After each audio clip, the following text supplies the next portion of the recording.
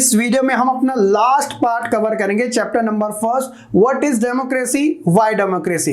अब first second part के अंदर तो हमने अच्छे से समझ लिया था कंट्रीज के एग्जांपल्स के साथ कि डेमोक्रेसी क्या होती है, लेकिन ये वाला जो पार्ट है वो सबसे इंपॉर्टेंट है क्योंकि इसमें हम बात करेंगे व्हाई डेमोक्रेसी। जैसे कि मैंने आपको पहले भी बता रखा है कि मैं आपको ये नहीं कहता पूरी तरीके से कि डेमोक्रेसी सही होती है और डिक्टेटरशिप गलत होती है। दोनों में अपनी अपनी जगह कहीं कहीं ज्यादा खूबियां भी है और कहीं कहीं ज्यादा कमियां भी है। हमें ये समझने की जरूरत है कि आखिरकार कंपैरिजन में सबसे बेस्ट कौन होती है, क्योंकि अगर आज के समय आप देखोगे तो ज्यादातर कंट्रीज डिपेंड करती है डेमोक्रेसी के अंदर और बहुत ही कम कंट्रीज है जहां पे हमें डिक्टेटर देखने को मिलता है, वो भी अलग अलग टाइप से। क्या ऐसा हो सकता है कि किसी कंट्री में डेमोक्रेसी रही हो और बाद में डिक्टेटरशिप आ गया हो? एब्सोल्युटली ऐसा हो सकता है। तो आज हम बात करेंगे व्हाई डेमोक्रेसी के कॉन्सेप्ट के साथ, जिसमें इसकी कुछ खास बातें और कुछ ऐसी चीजें जो इसके अगेंस्ट हो सकती है उसके बारे में। तो टॉपिक हमारा शुरुआत होगा व्हाई डेमोक्रेसी में। सबसे पहले हम बात करेंगे आर्गुमेंट्स को लेकर। अब ये जो आर्गुमेंट्स होगी वो डेमोक्रेसी के फेवर में भी होगी और डेमोक्रेसी के अगेंस्ट में भी। सबसे पहले बात आएगी इसके अगेंस्ट को लेकर कि आप कह सकते हो कि ये एक तरीके से इसके कॉन्स के बारे में बात हो रही है, इसकी डीमेरिट्स के बारे में बात हो रही है। पहला क्या है, देखिए, leader keeps changing in a democracy, this lead to instability. कहने का मतलब बड़ा सिंपल सा है कि इसके अंदर जो लीडर्स होते हैं वो चेंज होते रहते हैं, बदलते रहते हैं और इसकी वजह से कभी भी स्टेबिलिटी नहीं आती। कैसे कंपेयर कीजिएगा नॉन डेमोक्रेटिक कंट्री में। मान लो चाइना के अंदर एक सिंगल गवर्नमेंट है जिसका नाम है कम्युनिस्ट, है ना। वहां पे लीडर क्या होते हैं, एक ही गवर्नमेंट है, एक ही पार्टी है, कोई ऑपोजिशन पार्टी है ही नहीं, सिंगल पार्टी रूल करेगी, सिंगल लीडर रहेगा। सिंपल सी बात है, मतलब कि स्टेबिलिटी वहां पे लॉन्ग टर्म तक हमें देखने को मिल सकती है। तो इससे फायदा क्या होगा? फायदा देखिए ऐसा होगा कि कोई होता है ना कि एक ऐसी भाषा में आप कह सकते हैं कि कोई चे चे पै पै करने वाला कोई ऑपोजिशन नहीं होगा, बिना रुके टुके फोकस के साथ काम किया जा सकता है ना। लेकिन डेमोक्रेसी में क्या होता है कि लीडर बार बार चेंज होते रहते हैं, कुछ लिमिटेड टाइम के लिए पावर में रहते हैं, फिर कोई दूसरा लीडर आ जाता है, इससे इंस्टेबिलिटी होती है।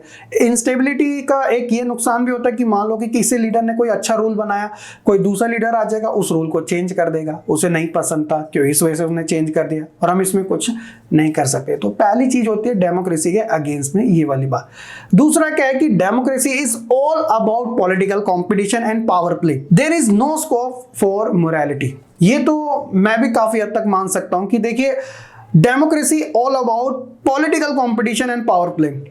कोई चीज आप अपने बेस्ट इंडिया का एग्जांपल से समझ लीजिएगा। हमारे देश में क्या होता है कि कोई गवर्नमेंट जॉब्स टाइम पर निकले या फिर ना निकले, लेकिन हमारे देश में इलेक्शन जो है वो टाइम पर जरूर होते हैं। और सबसे बड़ी बात है कि इनका रिजल्ट भी टाइम पर ही आ जाता है। पहले से ही जो चीजें डिक्लेयर होती है ना कि इस टाइम इलेक्शन होंगे और इस दिन इलेक्शन का रिजल्ट आएगा, ये सब चीजें प्री डिसाइडेड होती है। लेकिन ऑन दी अदर साइड अगर हम किसी गवर्नमेंट जॉब्स की बात करें तो पता नहीं वो कब उसका नोटिफिकेशन आता है, एक बार निकल गई तो दूसरी बार पता नहीं कब निकलेगी, तो इसमें बहुत ज्यादा डिले हो जाता है। तो कहने का मतलब क्या है, ये सारी जो चीजें ना कभी कभार क्या लगने लग जाती है, पॉलिटिकल कंपटीशन ही और पावर प्ले का ही रोल इसके अंदर प्ले हो रहा है। मोरालिटी के बेसिस पे इसका कहीं भी हमें निशान नहीं दिखता, क्योंकि पॉलिटिकल पार्टी अंधाधुंध पैसा खर्च करती है जस्ट बिकॉज कि बस वो पावर में दोबारा से आ जाए या फिर नई तरीके से वो अपनी पावर को सेट कर ले। ये सारी चीजें होती हैं। तीसरा क्या है, so many people have to be consulted in a democracy that it leads to delay। अब देखो, डेमोक्रेसी में हर किसी की बात रखनी जरूरी होती है क्योंकि हर कोई अपनी बात रख सकता है। कोई कानून बनेगा तो उसके ऊपर डिबेट भी होगी, डिस्कशन भी होगा। वो कानून जरूरी नहीं कि बन जाए, हो सकता है कि वो डिले हो जाए उसको, क्योंकि इसके अंदर कुछ कमियां निकल जाए। मान लो मैं कोई अपना पार्लियामेंट में एक लॉ लेके आया हूँ, तो मैं सबको बांटता हूँ, वो सारी चीजें उसके बारे में पढ़ते हैं, फिर डिबेट होता है, फिर डिस्कशन होता है, फिर उसके अंदर कुछ कमियां निकाली जाती है, फिर दोबारा से उस कमियों के ऊपर काम किया जाता है। मतलब वो एक चीज जो है ना वो सर्कल में घूमते रहते, जिसकी वजह से क्या हो जाता है, डिलेज होना काफी ज्यादा लंबा टाइम लग जाता है और वो चीज कभी आ ही नहीं पाती है। अब मैंने अनाउंसमेंट कर दी लेकिन इंप्लीमेंट नहीं हो पाता। तो एक चीज हमें कमी के तौर पे डेमोक्रेसी में ये भी देखने को जरूर मिलती है। चौथा क्या है, elected leader do not know the best interest of the people it lead to bad decision. Sometime हमें ये भी देखने को मिलता है कि डेमोक्रेसी में हम ये तो बात कर लेते हैं कि जो हमारे रिप्रेजेंटेटिव हैं उन्हें हम खुद ही चुनते हैं, लेकिन कभी कभार ऐसा होता है कि जो इलेक्टेड लीडर्स होते हैं उन्हें पता ही नहीं रहता है कि सबसे बेस्ट चीज लोगों के लिए क्या है। मतलब वो इतना ज्यादा नहीं जान पाते कि हमारा इंटरेस्ट किस चीज में, जिसकी वजह से वो बैड डिसीजन लेते हैं। अब ऐसा तो नहीं है कि देखो डेमोक्रेटिक कंट्री में बहुत सारे रूल बनाए जाते हैं, सभी लोगों को वो रूल पसंद ही आते नहीं आते, वो लोग इसको क्रिटिसाइज भी करते हैं, समटाइम वो रूल बायबैक भी ले लिया जाता है गवर्नमेंट की साइड से। तो एक चीज हमें ये भी देखने को मिल जाती है। लास्ट क्या है कि democracy leads to corruption for its based on electoral competition. ये सबसे बड़ी चीज है, डेमोक्रेसी के अंदर ही देखने को मिलता है। अभी देखो इलेक्शन हो रहे 2024 के प्राइम मिनिस्टर के इलेक्शन होंगे, है ना। क्या हो रहा है, जिन लीडर को किसी पार्टी से टिकट नहीं मिलता, टिकट मतलब कि वो कंटेस्टेंट के तौर पे इलेक्शन कंटेस्ट कर सके, तो वो क्या करते हैं, उस पार्टी को छोड़ देता है। ज्यादातर केसेस में हमें ये देखने को मिलता है। राजस्थान में कांग्रेस नेताओं का पार्टी छोड़कर बीजेपी में शामिल होने का सिलसिला जारी है। तो एक जगह से दूसरी जगह होता रहता है, और ये चीजें इलेक्शन के बाद भी होती है कि कोई लीडर जीत गया, कोई इंडिपेंडेंट है, तो वो किस पार्टी की सरकार बनाएगा, जिस पार्टी को जरूरत होती है। फिर उसमें पैसा लगता है, तो पैसा लगता है तो एक जगह से हम कहते हैं ना कि यहाँ पे कुछ ज्यादा चीजें हो रही है। तो एक तो खर्चा भी ज्यादा है और करप्शन भी कहीं ना कहीं हिडन में हमें थोड़ा ज्यादा देखने को मिल जाता है, और बेफिजूल खर्ची सबसे ज्यादा हमें इलेक्शन में देखने को मिलती है। इलेक्शन कमीशन हमारा खुद कहता है कि कम से कम खर्च होना चाहिए, लेकिन पॉलिटिकल पार्टी अंधाधुंध अपना प्रमोशन करती है, प्रचार प्रसार करती है, छोटे लेवल से लेकर बड़े लेवल तक, कि जितना हो सके उतना करो, ताकि जब वो पावर में आ जाए तो डिफरेंट तरीके से वो अपनी अर्निंग कर ही लेती है। सबसे बेस्ट रीजन है, आप कह सकते हो कि टैक्स लगा के, लोगों के ऊपर टैक्स लगाया, अर्निंग करी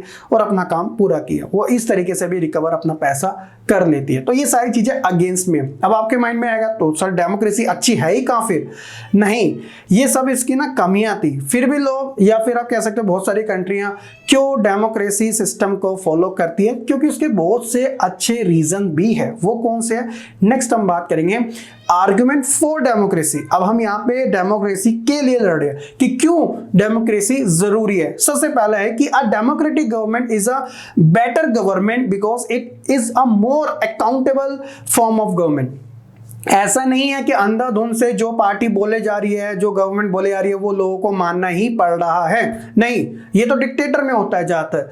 डेमोक्रेटिक गवर्नमेंट में क्या होता है कि यहाँ पे गवर्नमेंट की अकाउंटेबिलिटी रहती है। कोई भी पॉलिटिकल पार्टी जब गवर्नमेंट को रन करने का काम करती है तो लाइफ टाइम नहीं करती, लिमिटेड टाइम के लिए करती है। उसे हमेशा से डर रहता है ऑपोजिशन का, लोगों का, जो हमने प्रोमिस किया अगर हम उसे फुलफिल नहीं करेंगे तो 5 ईयर के बाद दोबारा इलेक्शन होगा, क्या लोग हमें दोबारा से वोट दे देंगे। मतलब दे सकते हैं, कोई ऐसा मना ही नहीं है, अगर उन्होंने अच्छे काम किए होंगे। अगर उन्होंने अच्छे काम नहीं किए होंगे तो उनके माइंड में डाउट आ सकता है, फिर उन्हें और ज्यादा कड़ी मेहनत करनी पड़ेगी इलेक्शन को जीतने के लिए। तो इसलिए आप कह सकते हैं कि जो गवर्नमेंट होती है ना, वो अकाउंटेबल होती है अपनी लोगों के लिए, और जनता सब जानती है, हर एक चीजों का ख्याल रखती है और सारी चीजों का हिसाब रखती है।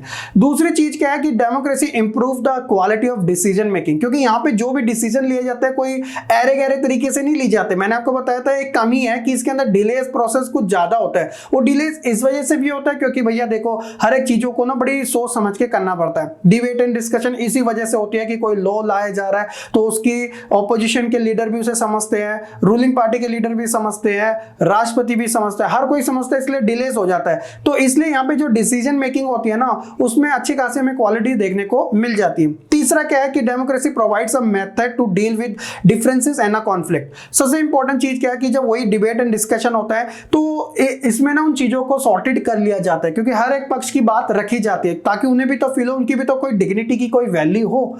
चौथा है कि democracy enhance the dignity of citizen. हर एक देश के अंदर लोग होते हैं और लोगों की कुछ कह सकते हो कि एस्पिरेशंस होती है, उनकी कुछ आकांक्षाएं होती है जिन्हें वो फुलफिल करना चाहते हैं। वो चाहते हैं कि अर्निंग तो वो करना ही चाहते हैं, लेकिन उसके अलावा वो इक्वालिटी चाहते हैं, वो सिक्योरिटी चाहते हैं, वो फ्रीडम चाहते हैं। ये सारी चीजें ना उनके माइंड में रहती ही है, और ऐसी चीजें में डेमोक्रेसी में फुलफिल नजर भी आती है, क्योंकि डेमोक्रेसी क्या करती है, सिटीजन को एक राइट्स प्रोवाइड करवाती है, उनको राइट टू इक्वालिटी मिलता है, फ्रीडम मिलती है, ये सारी चीजें, ताकि उनकी वैल्यू रखी जा सके, है ना। इसके अलावा है कि democracy allow us to correct its own mistake. बहुत बार क्या होता है कि गवर्नमेंट क्या होता है, एक तरीके से गलत लॉ बना देती है, जिसके लिए वो अमेंडमेंट भी करते हैं। अमेंडमेंट का मतलब होता है उस कानून में कोई बदलाव करना। अब वो जरूरत के अकॉर्डिंग होता है। जैसे मान लीजिएगा कि अभी क्या था कि हमारे टाइम में हम कह सकते हैं कि कुछ साल पहले ही एक लॉ बना हुआ था कि अगर आप लीगल तरीके से शादी कर सकते हो इंडिया में तो उसकी मिनिमम एज कितनी होनी चाहिए, अगर फीमेल है तो उसकी 18 होनी चाहिए, मेल है तो उसकी 21 होनी चाहिए। लेकिन इसके अंदर अमेंडमेंट कर दिया गया। प्रेजेंट टाइम में क्या है, फीमेल की एज 21 कर दी और मेल की एज 24 कर दी। तो एक तरीके से क्या है कि जो जरूरत है ना उसके अंदर चेंजेस किया जा सकता है ध्यान में रखते हुए। तो इस चीजों को आपको समझने की जरूरत है। तो इस कंडीशन में हम कह सकते हैं कि यार डेमोक्रेसी ठीक हो सकती है अच्छे तरीके से। कमियां इसके अंदर बेशक है, लेकिन हम इस चीज से आइडिया लगा सकते हैं कि क्यों इतने सारे देश डेमोक्रेसी को फॉलो करते हैं, क्योंकि वहां पे जो आम जनता है, जो कॉमन मैन होते हैं ना, उनकी बात की वैल्यू होती है। इस वजह से democracy better form of government कही जाती है। होप सो कि आप आर्गुमेंट अगेंस्ट और आर्गुमेंट फॉर डेमोक्रेसी दोनों ही कॉन्सेप्ट अच्छे से समझ चुके होंगे। नेक्स्ट हम बात करते हैं ब्रॉडर मीनिंग ऑफ डेमोक्रेसी के बारे में, कि खुले तरीके से अगर हम डेमोक्रेसी को एक्सप्लेन करें तो वो कैसा हो सकता है। ये आपका एक तरीके से इंपॉर्टेंट है, लास्ट टॉपिक भी है, ठीक है। इसके अंदर हम बात करेंगे under respective democracy everyone does not rule. जब डेमोक्रेसी की बात आती है ना तो इसमें हर कोई रूल नहीं करता। The elected representative takes a decision on behalf of their people, क्योंकि आम जनता इसमें रूल नहीं करती, वो अपना रूलर चुनती है और वो रूलर क्या कहलाता है, रिप्रेजेंटेटिव, ठीक है। मॉडर्न डेमोक्रेसी जो आज की डेमोक्रेसी है are characterized by huge population, और आज के समय तो आप देखते हो भाई बहुत सारे देशों में इतनी ज्यादा पॉपुलेशन है मॉडर्न डेमोक्रेसी के अंदर, which make it impossible for them to make the right decision. तो ये बहुत ज्यादा ना एक पॉसिबिलिटी है वो काफी कम हो जाती है, इम्पॉसिबल टाइप की हो जाती है कि सभी के लिए राइट डिसीजन लिए जा सके। कुछ जनों के लिए लिए जा सकता है लेकिन बहुत सारे जने उस चीज से एग्री कर जाए ये पॉसिबल नहीं है ना।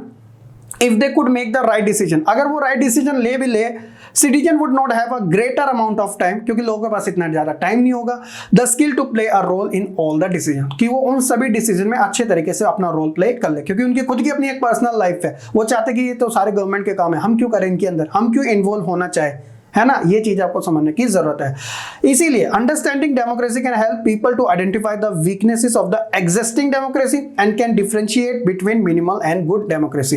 इसलिए लोकतंत्र को हमें अच्छे तरीके से समझने की जरूरत है, ताकि लोकतंत्र के अंदर जो भी वीकनेसेस है ना उसको अच्छे तरीके से अंडरस्टैंड किया जा सके, ताकि उसके बारे में और ज्यादा उसमें करेक्शन करने की जरूरत पड़े तो हम उसके अंदर अपना रोल प्ले भी अच्छे से कर सके। तो इसलिए कहते हैं कि जितना ज्यादा इंसान एजुकेटेड होगा उतना ज्यादा उसके अंदर थिंकिंग डेवलप्ड होगी, और वही थिंकिंग वो अपनी सोसाइटी के लिए, अपनी गवर्नमेंट के लिए, अपनी मेजर पॉलिसीज के लिए, प्रोग्राम्स के लिए सजेशन दे सकता है, अपने ओपिनियन शेयर कर सकता है। जब लोगों के पास खुद अपने इतने अच्छे आइडिया नहीं होंगे, जब उनके पास खुद की नॉलेज नहीं होंगी, तो वो कैसे किसी को सजेस्ट कर सकते हैं। तो इसलिए बच्चों हमें जब कोई नई चीज के बारे में डिसीजन देने पड़ते हैं या अपना ओपिनियन देना पड़ता है तो इसके लिए हमें चाहिए कि हमें बैकग्राउंड में उस चीज के बारे में इंफॉर्मेशन एटलीस्ट होना जरूरी है, तभी जाके हम चीजों को समझ के अपने तरीके से अपने नए थॉट निकाल सके और उस चीजों के बारे में उसे प्रोवाइड करवा सके। तो ये था डेमोक्रेसी के बारे में। नेक्स्ट हम बात कर लेते हैं इंडिया के पॉइंट ऑफ व्यू से डेमोक्रेसी इंडिया के अंदर कैसे एग्जिस्ट करती है या फिर कैसे प्रैक्टिस की जाती है।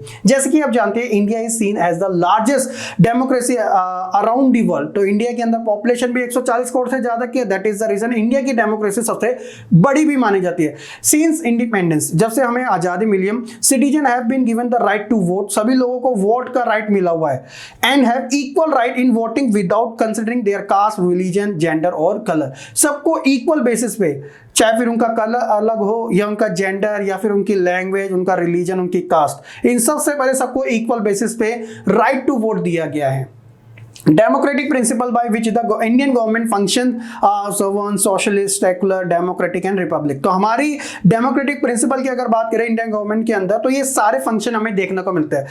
सोवन का मतलब होता है एक तरीके से कि हम इंटरनली देश के अंदर और एक्सटर्नली देश के बाहर कोई आउटसाइडेड पावर जो है ना वो हमें कंट्रोल नहीं करती है, हम प्रॉपर तरीके से इंडिपेंडेंट है। बहुत सारे देशों में क्या होता है कि आउटसाइड पावर जो होती है ना वो कंट्रोल करती है उस कंट्री को। क्यों? क्योंकि वो कंट्री उसका भला कर रही है। जैसे आप पाकिस्तान के केसेस में समझ लीजिएगा, चाइना और अमेरिका के हमेशा कंट्रोल रहा है पाकिस्तान के ऊपर, क्योंकि वो उसको फंड्स भी प्रोवाइड करवाती है। तो ऐसे में जो मेजर डिसीजन होते हैं वो कहीं ना कहीं एक तरीके से इन्फ्लुएंस करते हैं पाकिस्तान के अंदर, जो बाहर की आउटसाइड पावर लेते हैं। लेकिन इंडिया के अंदर ऐसा नहीं है कि हम किसी कंट्री के अंडर में अभी भी बैठे हैं, हम प्रॉपर तरीके से हम इंडिपेंडेंट है, सोशलिस्ट है। यहां पर ऐसा नहीं है कि सिर्फ अमीरों का ही भला होता है, यहाँ पे हम इक्वालिटी को प्रमोट करने की बात करते हैं, सोशलिस्ट आइडियोलॉजी को भी हम फॉलो करते हैं, सेकुलर है। इंडिया के अंदर कोई ऑफिशियल रिलीजन नहीं है, यहाँ पे हर एक रिलीजन की रिस्पेक्ट की जाती है, डजंट मैटर कि वो मेजॉरिटी में है या फिर माइनॉरिटी में है। जो कॉन्स्टिट्यूशन है वो सबको इक्वल तरीके के ही राइट्स प्रोवाइड करवाता है। डेमोक्रेटिक तो आप जानते हो कि कभी भी हमारे इंडिया के अंदर डेमोक्रेटिक जो रूल है ना वो हटा नहीं है। हमारी इंडियन आर्मी सबसे ज्यादा पॉपुलर भी है और स्ट्रांग भी है, चाहे तो वो यहाँ पे डेमोक्रेसी को हटा के गवर्नमेंट को रिमूव करके खुद अपना रूल कर सकते हैं, लेकिन हमारा कॉन्स्टिट्यूशन इतना बेस्ट है कि कभी भी यहाँ पे जो रूलिंग गवर्नमेंट है वो हटी नहीं है यहाँ से। मतलब कि मिलिट्री का इन्वॉल्वमेंट हमें पॉलिटिक्स में नहीं देखने को मिला है, विच इज वेरी गुड। और लास्ट है कि रिपब्लिक है, कि यहाँ पे कोई डायनेस्टिक रूल नहीं चलता, बल्कि जो प्रेसिडेंट है वो खुद जनता के द्वारा ही चुना जाता है या फिर उनके रिप्रेजेंटेटिव के थ्रू चुना जाता है। तो ये सारी चीजें सबसे खास बात है कि देखो लिमिटेड टाइम दिया गया पावर्स के लिए। इलेक्शन जो होते हैं वो हर 5 साल के बाद यहाँ पे कंडक्ट करवाए जाते हैं, ताकि किसी गवर्नमेंट को ऐसा ना फील हो कि अब तो वो जीत चुके हैं और उन्हें अनलिमिटेड पावर मिल गई है। नहीं, लिमिटेशन के साथ उनको पावर मिली है और लिमिटेड टाइम के लिए ही मिली है। और इसके अलावा government official work under the election commission during the election days. तो फ्री एंड फेयर में इलेक्शन कंडक्ट करवाने के लिए हमारे पास एक इंडिपेंडेंट कमीशन है जिसको इलेक्शन कमीशन ऑफ इंडिया के नाम से जाना जाता है, और जो इनके ऑफिशियल वर्कर्स होते हैं वो एक तरीके से काम करते हैं इलेक्शन के टाइम पे, ताकि किसी प्रकार का मैनिपुलेशन या फिर माल प्रैक्टिसेस इलेक्शन के टाइम पे ना हो सके। ये था डेमोक्रेसी के बारे में। होप सो कि बच्चों आप कंप्लीट लेसन अच्छे से समझ चुके होंगे, what is democracy and why democracy. आपकी प्रैक्टिस के लिए कुछ क्वेश्चंस हैं एनसीईआरटी टेक्स्ट बुक के, आप इन्हें भी एक बार देख लीजिएगा, उससे आपको और अच्छे से आइडिया मिल जाएगा। जैसे यहाँ पे आपको बताया गया कि आपको आइडेंटिफाई करना है, स्टेटमेंट दी गई है क्या ये डेमोक्रेटिक कंट्री की बात हो रही है या फिर अनडेमोक्रेटिक तरीके से बात हो रही है। जैसे कंट्री सी बोलते हैं कि ruling party has lost in the last 3 election. क्या रूलिंग पार्टी इलेक्शन हार सकती है? देखो डेमोक्रेटिक कंट्री में तो हार सकते हो, उसे खुशी खुशी वो हार स्वीकार भी करनी पड़ेगी क्योंकि यहाँ पे जनता मालिक है। तो ये तो डेमोक्रेटिक कंट्री की बात हो रही है। कंट्री बोलती है कि there is no independent election commission. देखो जब डेमोक्रेटिक कंट्री के अंदर इंडिपेंडेंट इलेक्शन कमीशन नहीं होगा तो हम कैसे कह सकते हैं कि वो कंट्री डेमोक्रेटिक है, तो वो अनडेमोक्रेटिक की लिस्ट में मानी जाएगी। ठीक है। इसके अलावा country P, parliament can not pass a law about the army without the consent of the chief of the army. तो पार्लियामेंट क्या है, किसी भी लॉ को पास नहीं कर सकती एक तरीके से चीफ आर्मी से सजेशन लिए बिना। तो यार ये तो अनडेमोक्रेटिक हो गया, क्योंकि मेन पावर किसके अंडर में है, चीफ आर्मी के अंडर में है। तो पार्लियामेंट जो उसके अकॉर्डिंग काम नहीं कर रही है, उसके डिसीजन का ही वेट कर रही है, तो वो डेमोक्रेटिक नहीं हो सकती, क्योंकि पार्लियामेंट और आर्मी दोनों अलग अलग चीज होती है डेमोक्रेसी के अंदर। कंट्री क्यों बोलती है कि the parliament can not pass a law reducing the power of the judiciary. तो पार्लियामेंट जो है ना वो एक तरीके से जो जुडिशरी की पावर है उसको रिड्यूस नहीं कर सकती, जो कि डेमोक्रेटिक है, क्योंकि जुडिशरी अपने आप में एक इंडिपेंडेंट बॉडी है और वो कॉन्स्टिट्यूशन को प्रोटेक्ट करती है। और डेमोक्रेटिक कंट्री में हमेशा से जो जुडिशरी है वो बिल्कुल इंडिपेंडेंट रही है, गवर्नमेंट उसके ऊपर हावी नहीं हो सकती, बल्कि वो गवर्नमेंट के अंदर इंटरफेयर कर सकती है, लेकिन गवर्नमेंट जुडिशरी में इंटरफेयर नहीं कर सकता है। तो ये सारे डेमोक्रेटिक और अनडेमोक्रेटिक से रिलेटेड आपके कुछ टेक्स्ट बुक क्वेश्चन थे, और इसी के साथ बच्चों हमारा ये जो लेसन है वो होता है कंप्लीट। होप्स हो कि आपको ये जो वीडियो है वो काफी अच्छे से समझ आ चुकी होगी। फर्स्ट, सेकंड, थर्ड जो तीनों पार्ट है वो आपको अपडेटेड मिल जाएंगे इसी वीडियो के लिंक में, आप चेकआउट जरूर कीजिएगा। बाकी हम मिलेंगे अपनी नेक्स्ट वीडियो में। इस वीडियो को लाइक कमेंट जरूर शेयर कीजिएगा, और साथ ही हमारे साथ अदर जो सोशल मीडिया है, जो हमारे प्लेटफॉर्म है, उसके साथ कनेक्ट रहिएगा, अपनी प्रैक्टिस करती रहिएगा, ताकि आपको अच्छे तरीके से लर्निंग साथ साथ मिलते रहे।